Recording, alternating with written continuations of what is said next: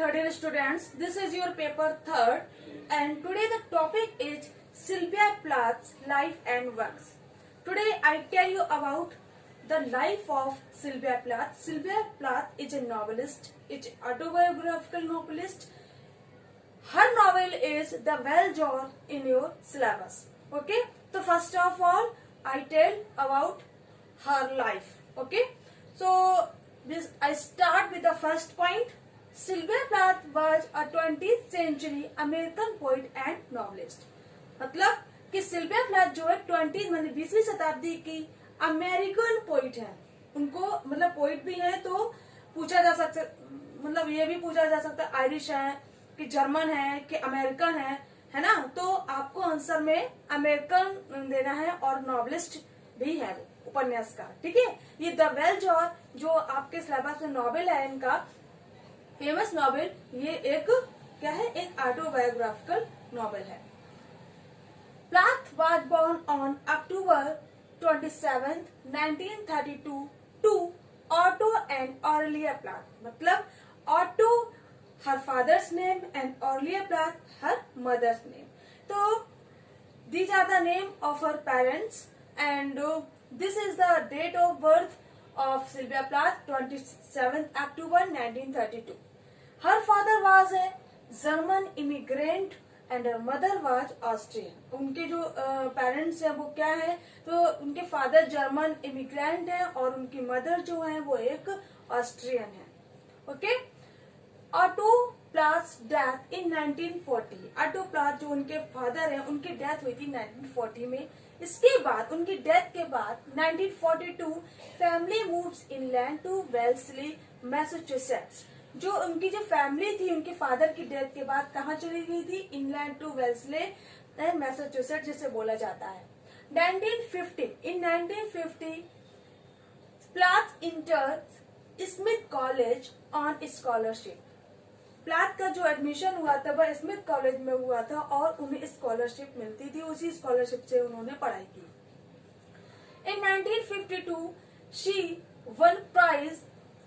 कौन सा विनिंग, उन्होंने प्राइज जीता, winning story Sunday at the मिंटन्स.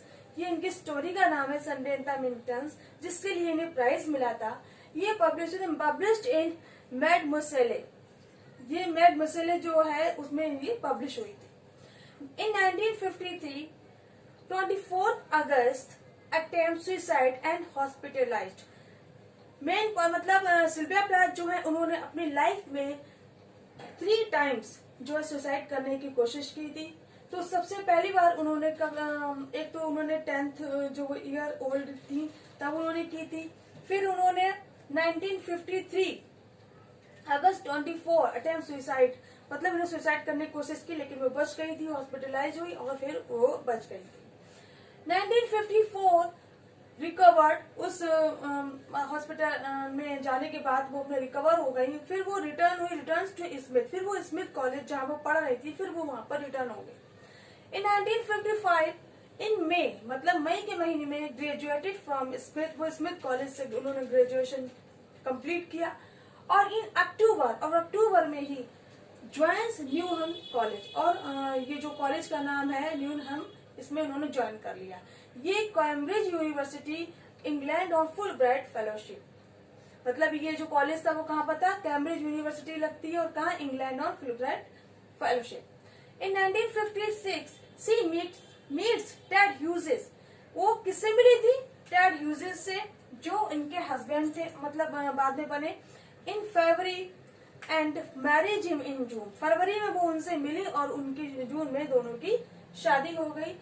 In 1959 she returns to England. वो इंग्लैंड को लौट आए. इन 1960 अप्रैल 1 अप्रैल को उन्होंने अपनी फर्स्ट डॉटर को जन्म दिया जिसका नाम था फ्रेडा रेबेका. उनकी फर्स्ट डॉटर जिसका नाम था फ्रेडा रेबेका, और ये 1960 में उन्होंने जन्म दिया.